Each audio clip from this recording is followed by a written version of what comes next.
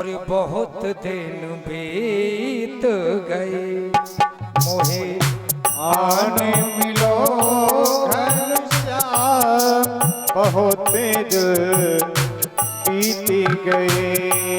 मोहे आन मिलो घनश्याम, बहुत दिन बीत गए। मोहे आने मिलो घनश्याम, बहुत दिन बीत गए।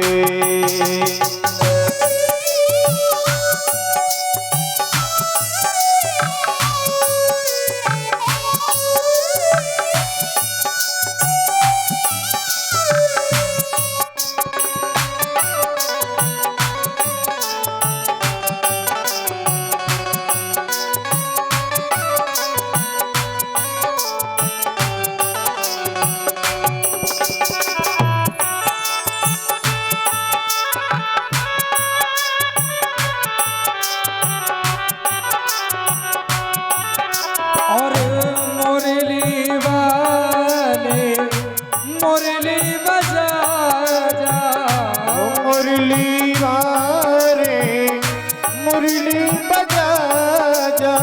और मुरली वाले तू मुरली बजा जा।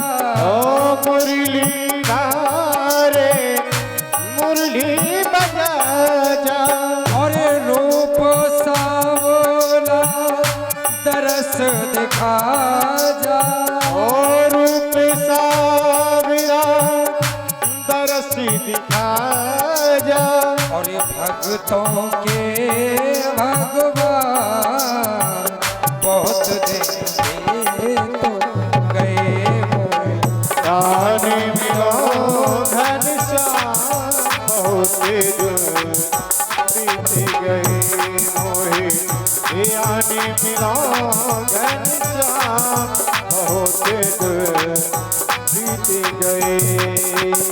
और नरसिंह भगत के हुंडी सिगारे। ओ नरसिंह भगती के निस्गारी। और सावन सावन आए मुरारे। ओ सावर सावर आए मुरारी।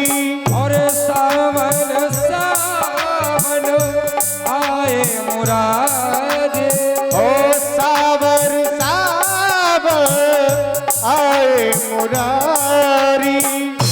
जीवन की हो गई सा, जीवन की हो गई सा, बहुत दिन बीत गए। आने मिलो घनश्याम, बहुत दिन बीत गए।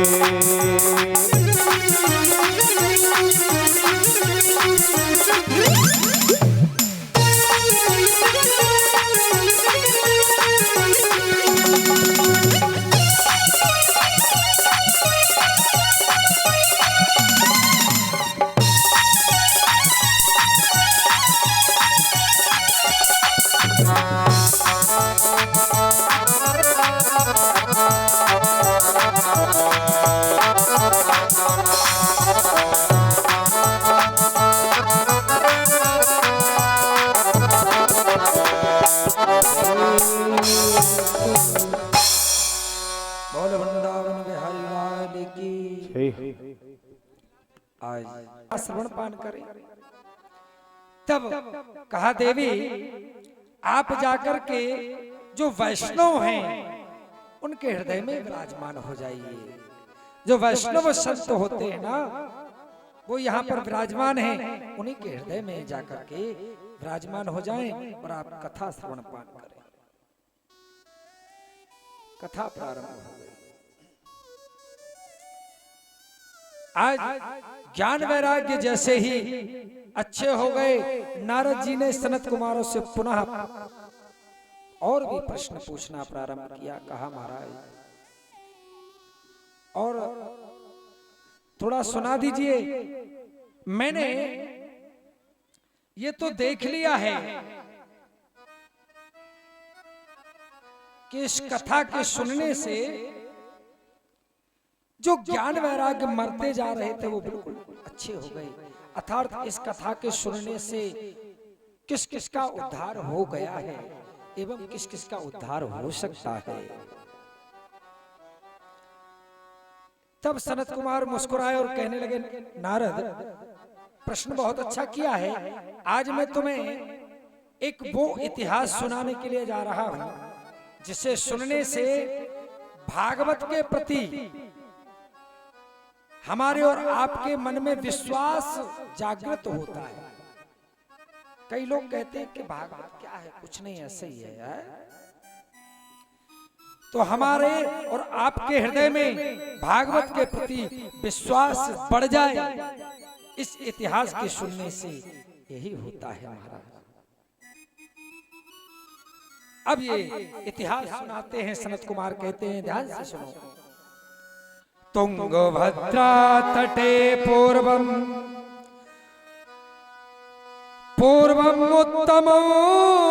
उत्तमम् यत्र वर्णा स्वधर्मेण सत्य सत्कर्माण्य परः।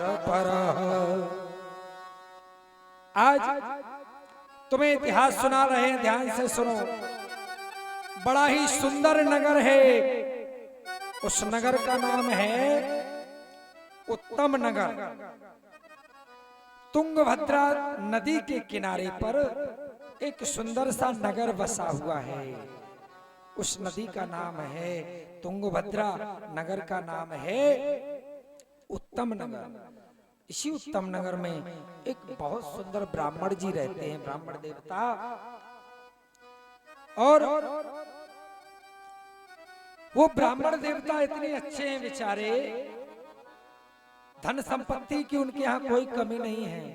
हाँ? वेद पाठी भी हैं, धर्म को भी अच्छे एक एक मार्ग को जानने वाले हैं। लेकिन कष्ट इनके यहाँ एक ही है कि कोई संतान नहीं है, न बेटा है न बिटिया है।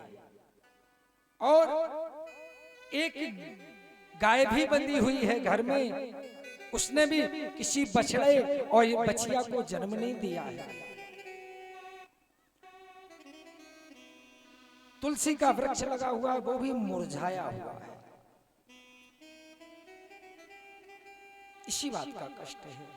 पंडित जी जितने अच्छे महाराज, पंडित जी बहुत अच्छे, धर्मनिष्ठ, पूजा पाठ करने वाले, लेकिन पंडित जी से बिल्कुल विपरीत चलने वाली पंडितानी। पंडितानी तो हो, ये समझो कि पंडित जी बिल्कुल बर्फ का गोला, हाँ? और पंडितानी आग बबूला। हाँ? बात नहीं मानती हैं अपने पति की, कोई भी बात इधर से सुनती है, इधर से उड़ा देती है। पंडित जी कहते हैं, देवी आज एकादशी का व्रत है और चावल मत बनाना, जबरदस्ती चावल ही बनाएंगे। हाँ?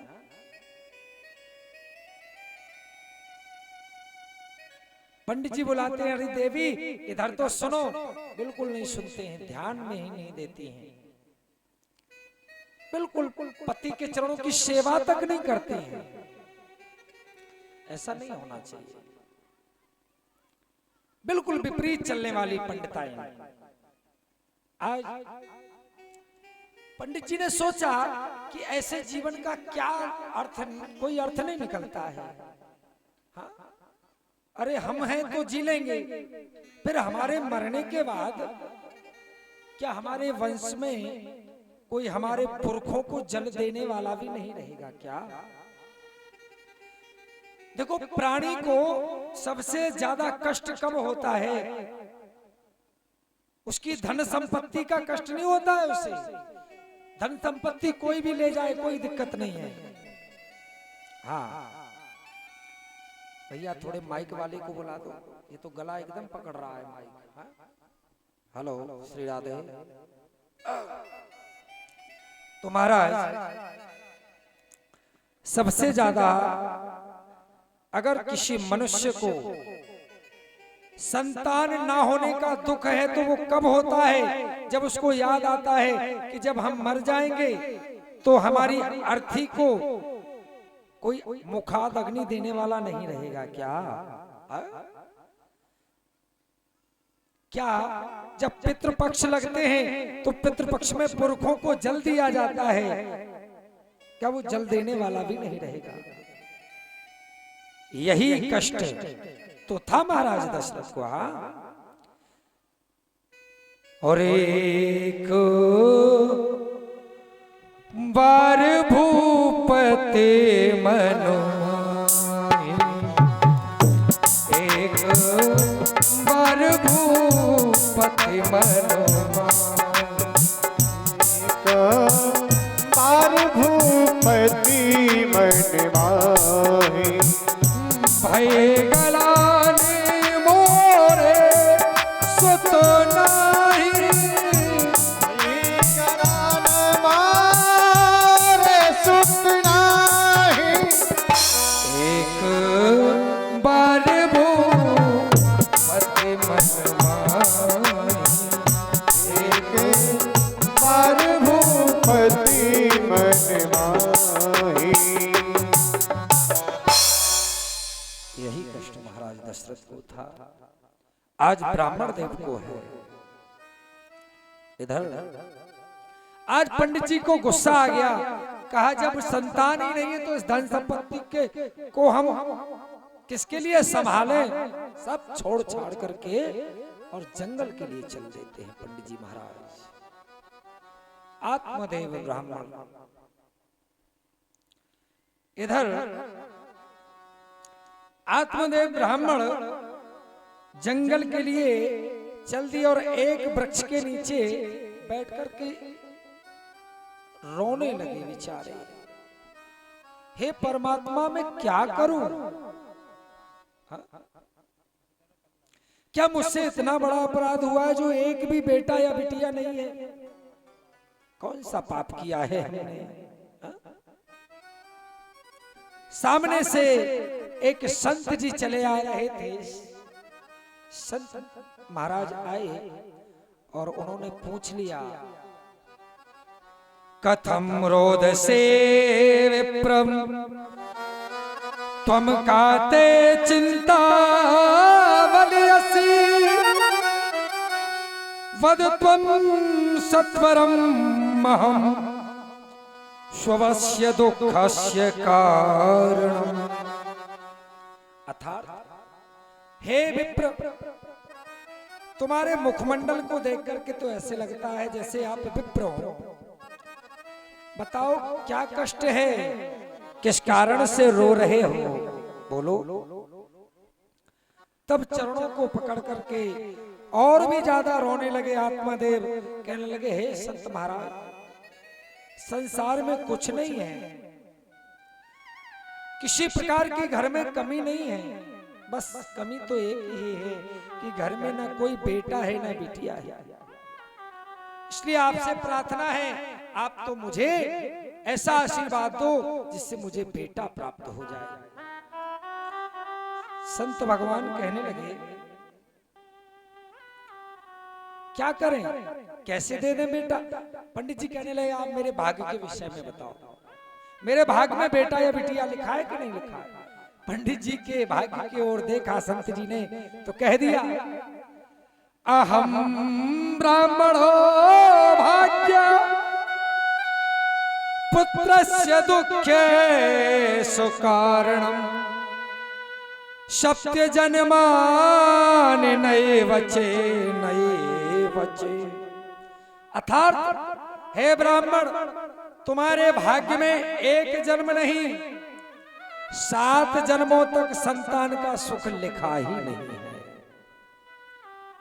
अब तो और भी ज्यादा कष्ट हो गया पंडित जी को।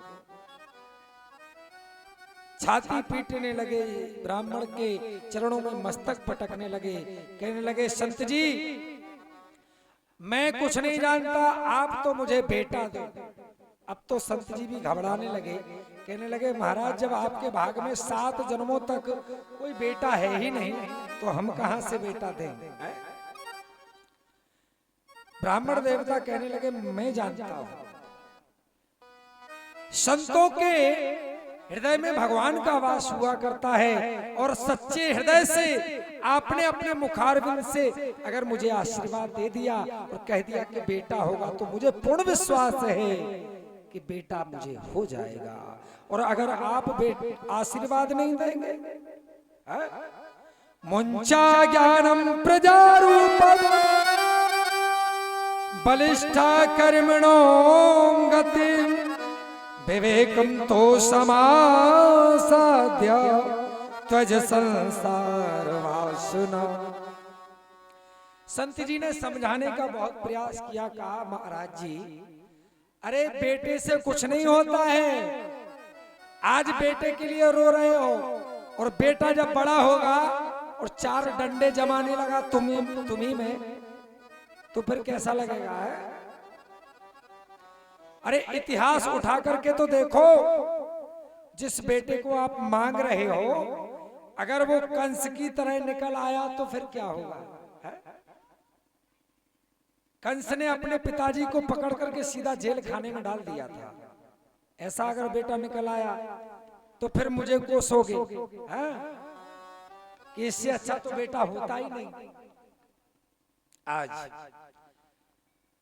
ब्राह्मण देवता कहने लगे महाराज इतिहास मत सुनाओ, हम भी वेद पाठी पढ़े हुए हैं, ऐसे वैसे नहीं है, सब जानते हैं, लेकिन पुत्र का प्रेम क्या होता है, परिवार का सुख कैसा होता है, वो तुम बाबा वैरागी क्या जानो है?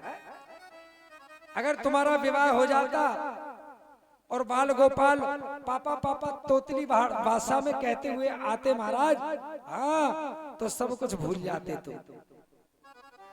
तुम क्या जानो? महाराज जी ने कहा तो महाराज हम कैसे आपको बेटा दे? बोले आप तो कैसे भी करो बेटा दो, नहीं तो यहीं पर आपके चरणों को पकड़ करके और सड़ फोड़ लूंगा और मर जाऊंगा। जाति से मैं ब्राह्मण हूं, मर जाऊंगा तो मेरी ब्रह्म हत्या तुम्हारे ही मस्तक पर मर जाएगी। अब तो बेचारे संत जी थर थर कांपने लगे, हे भगवान अच्छे भले रास्ते से चले जा रहे थे, कहां से हमने पूछ लिया कि क्यों रो रहे हो? तुरंत ही परमात्मा का ध्यान किया संत जी महाराज ने। कोई सच्चा संत परमात्मा का ध्यान करके जो भी आशीर्वाद दे दे, आशीर्वाद को ग्रहण कर लेना चाहिए। किसी भी संत की बद्दुआ नहीं लेना चाहिए कभी भी, क्योंकि संतों की वाणी से स्वयं परमात्मा ही बोलते हैं। इसलिए आज ब्राह्मण देवता ने अपनी झोली में हाथ डाला और परमात्मा का नाम लेकर के एक फल दे दिया, कह दिया कि ये फल अपनी पत्नी को ग्रहण करा देना।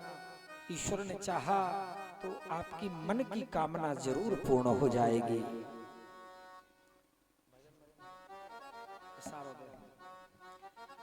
इधर अब तो महाराज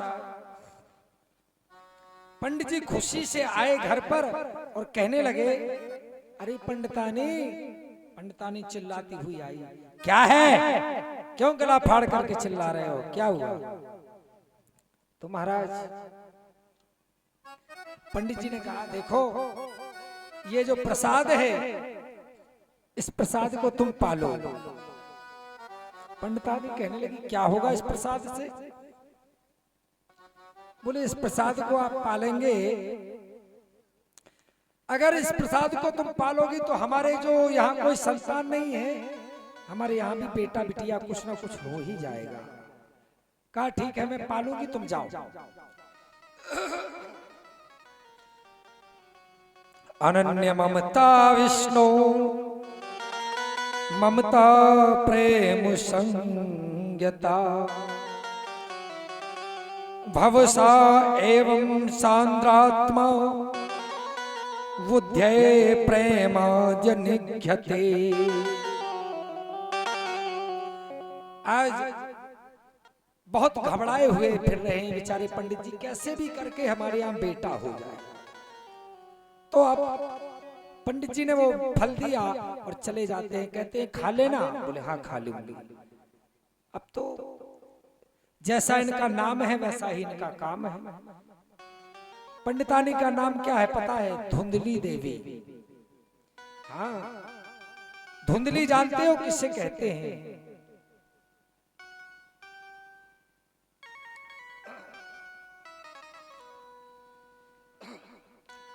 जो स्पष्ट ही ना देख सके, बिल्कुल सही भी नहीं देख सकती है।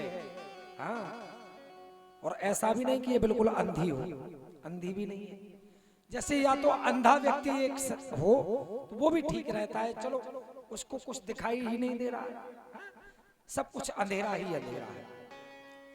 या फिर एक ऐसा व्यक्ति होना चाहिए जिसे दोनों आंखों से, दोनों नेत्रों से सब कुछ साफ साफ दिखाई दे रहा है, लेकिन ये अंधी भी नहीं है, हाँ, और साफ भी नहीं देखती है, इसलिए इनको सब धुंधला धुंधला ही दृष्टिगोचर हो रहा है, धुंधला ही दिखाई देता है, इसलिए इनका नाम है धुंधली। विचार करने लगी कि अगर मैं इस फल को खा लूंगी तो मेरा पेट बढ़ जाएगा, और अगर कहीं गांव में आग लग गई तो सब लोग तो दौड़ लगा लगा करके भाग जाएंगे, मेरा बड़ा पेट होने के कारण मैं तो भाग ही नहीं पाऊंगी, यहीं जल के और मर जाऊंगी। ऐसे ऐसे विचार करने लगी। फिर विचार करती है कि ऐसा सुनते हैं कथा भागवत में कि सुखदेव जी अपनी माता के गर्भ में 12 साल तक बाहर नहीं निकले थे, और अगर मैंने फल को खा लिया और मेरे गर्भ में बेटा या बिटिया 2-4 साल के लिए ही रुक गई तो मुझे तो पांडु रोग हो जाएगा, मेरा तो पेट ही फट जाएगा, मैं तो मर जाऊंगी। ऐसी ऐसी बातें सोचने लगी। सोच ही रही थी तभी तो इसकी छोटी बहन आ जाती है जो गर्भ अवस्था में थी। कहती है, बहन क्या सोच रही? कहती है कि पति देवता गए हैं ये फल दे करके, उनका कहना है कि इस फल के खाने से और हमारे यहाँ पर संतान हो जाएगी, बेटा होगा। बोले फिर क्या चाहती हो? बोले मैं चाहती हूँ कि मुझे बेटा भी हो जाए और इस फल को खाना भी ना पड़े। बोले तो ऐसा करो, छोटी बहन ने कहा तुम्हारे यहाँ जो गाय बंधी हुई है उसके यहाँ भी तो कुछ नहीं हुआ है, ये फल अपनी गाय को खिला दो, पेट में कपड़ा बांध लो, और समय आने पर मैं गर्भवती हूँ, जो भी संतान होगी मैं तुम्हें दे जाऊंगी। मेरे पति धन के लालची हैं, उनको थोड़ा सा धन दे देना, वो प्रसन्न हो जाएंगे। ठीक है, ऐसा कहकर के छोटी बहन चली गई। उपाय इसने यही किया, अपने पेट में कपड़े बांध लिए, और जैसे ही 9 माह पूर्ण हुए, आज एक संत के सच्चे आशीर्वाद के प्रभाव से सुंदर जो गौ माता को फल खिला दिया था, उसके यहाँ एक बड़े सुंदर दिव्य बालक का जन्म हुआ, जिसके मात्र कान गाय की तरह थे। सुंदर बालक हुआ, और इनकी छोटी बहन के यहाँ जो पुत्र हुआ वो रात्रि के वक्त धुंधली को दे जाती हैं और धन ले जाती हैं। अब तो जैसे ही पता चला पंडित जी को, देखो देखो कहा तो हमारे यहाँ एक भी बेटा नहीं था, ना बिटिया थी, अब हमारी पत्नी के यहाँ बेटा हुआ है, और भगवान की देखो अनन्य कृपा, हमारे यहाँ जो गाय माता है, गौ माता है, उनके यहाँ भी बछड़ा नहीं, बछिया नहीं, बल्कि बेटा ही हुआ है। बड़े प्रसन्न हुए पंडित जी महाराज, इतना ही प्रसन्न हुए कि इनकी खुशी का कोई ठिकाना नहीं रहा महाराज, और नाचने लगे, झूम करके गाने लगे। हो सब जग को रही नचाए, हो नचाए हर की माया जादूगरनी, सब जग को